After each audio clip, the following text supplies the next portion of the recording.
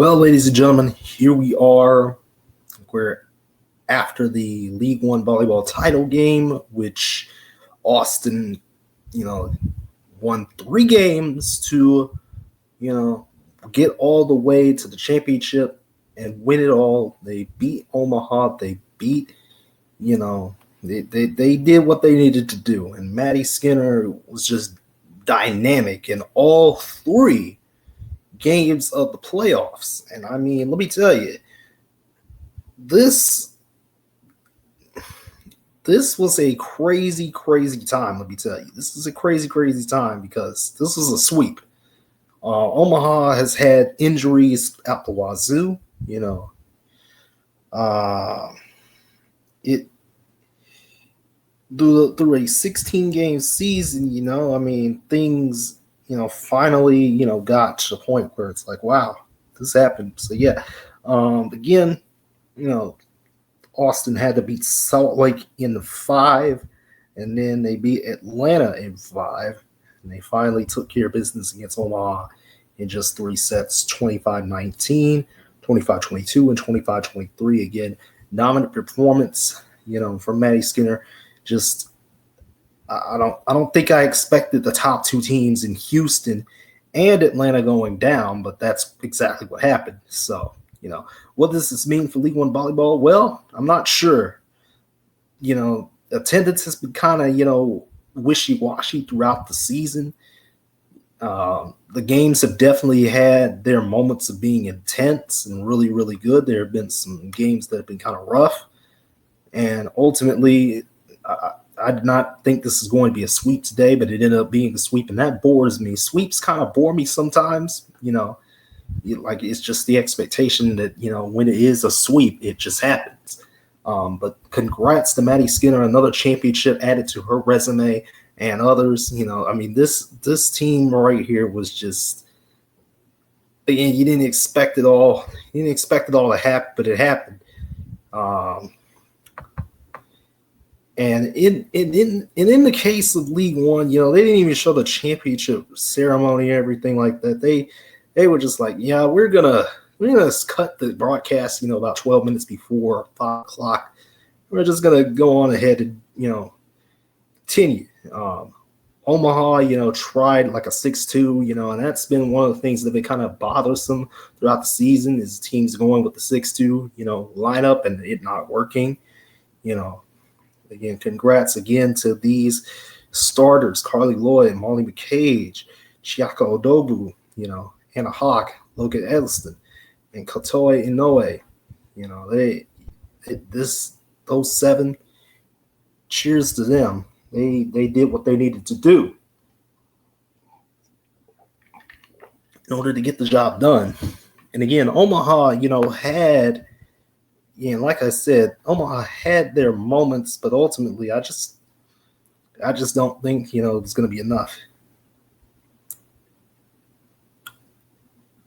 And of course, there's all sorts of different things. Like, what is USA Volleyball doing about this? Pretty much nothing.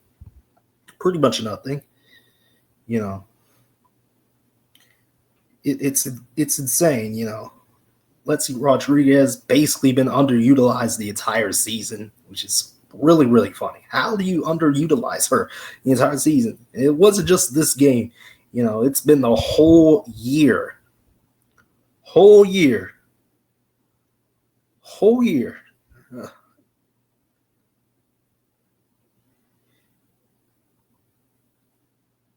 I don't know, man. I don't know. This is something that's been kind of weird. PVF, of course, is in the process of wanting to get seasoned down. Most teams have about 4 to 6 matches left. Atlanta and Omaha have clinched a playoff spot, and the league will be going to Vegas for a championship this year. So, it's going to be fun. I think the PVF, continues to do its thing. Not much has really been going too crazy. Orlando and Indy are the other 2 teams that are behind them right now, along with Grand Rapids and Vegas. But again, there's not much time left in the season. And, for teams like Columbus, your season is pretty much done. Just go ahead and play the other 7 games. Your season's done. San Diego, Vegas, and Grand Rapids are going to have to try and catch up to Indy and Orlando. But ultimately, I think Indy and Orlando will clinch the final 2 spots, in the PVF. And there was a volleyball game between the men last night, which was very intense, which was all over my social media. Hawaii, Long Beach. Again, I am going to be watching the men's indoor championship, and that'll be May the 12th at 6 o'clock Central Time on ESPN. Again, Hawaii, Long Beach, the stratosphere that men's volleyball, is getting, is actually going up. I was talking to somebody, and somebody was like, big boy, I think you should try watching men's volleyball. I think you should try doing that. I think it's fun. I think it's awesome, and I'm sitting here like, I don't really see it on TV that much. So the fact that this Hawaii Long Beach game, which was a 3-2 thriller, was all over my timeline last night on Twitter. It was great. It was great stuff. I'm really impressed, by all that. The AVP, on the other hand, is also, there's one more thing I need to add to the ticker here. AVP is starting to get their qualifiers for their league, coming up. Some teams have, switched around, like, let me go find, what's been happening, because I know, there's been some team switching, and stuff like that. I do want to talk about, some of these teams that have switched around and everything like that. There have been some switches, right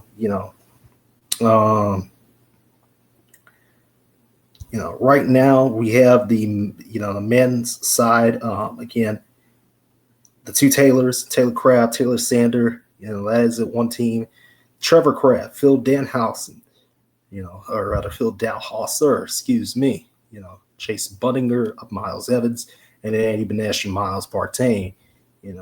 We're halfway there. As far as the women's side goes, this is going to be intriguing. Tony Rodriguez, Gina Arango, Kylie DeBerg, Kaylee Harward, Taryn Brasher, and Kristen Nuss. I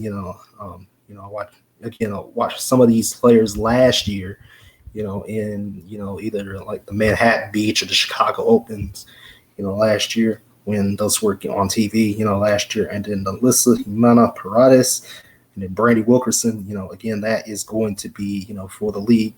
There's also some partnerships that are new, like Troy Field, Theo Brunner. That is a new thing. Lexi Denneberg and Julia Scholes is a new partnership, and the AVP qualifiers, they are continuing to go on. There have been some wild cards, added, but ultimately,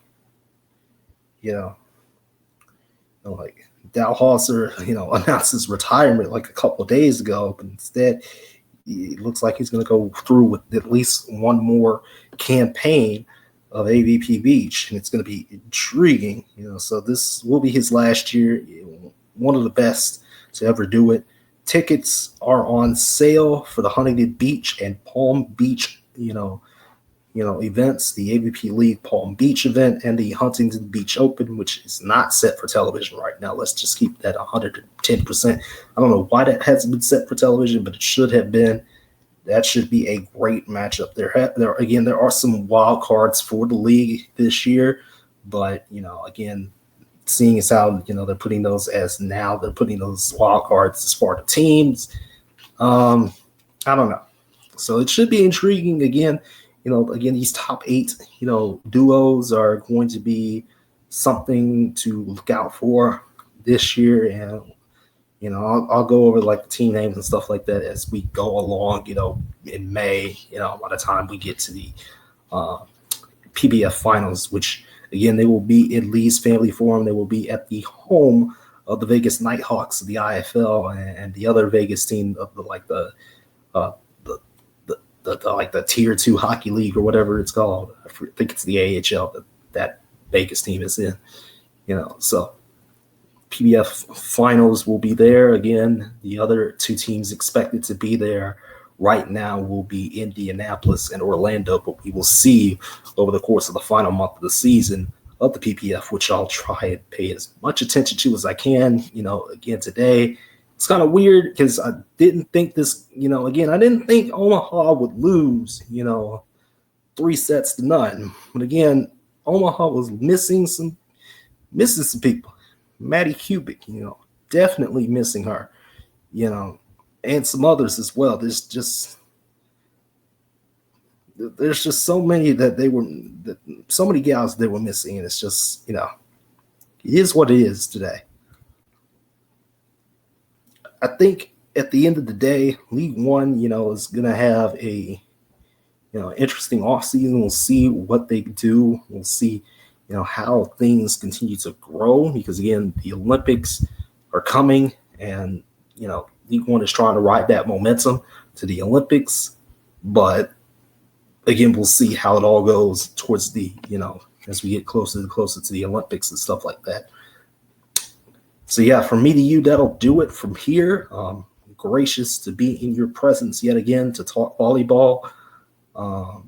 Again, if there's more men's volleyball out there, please go ahead and watch that. Please continue to support the PVF as they continue to go through the rest of their season. Again, the PVF finals will be, May 9th through May 11th, and it will be at Lee's Family Forum down in Vegas, and it will be fun.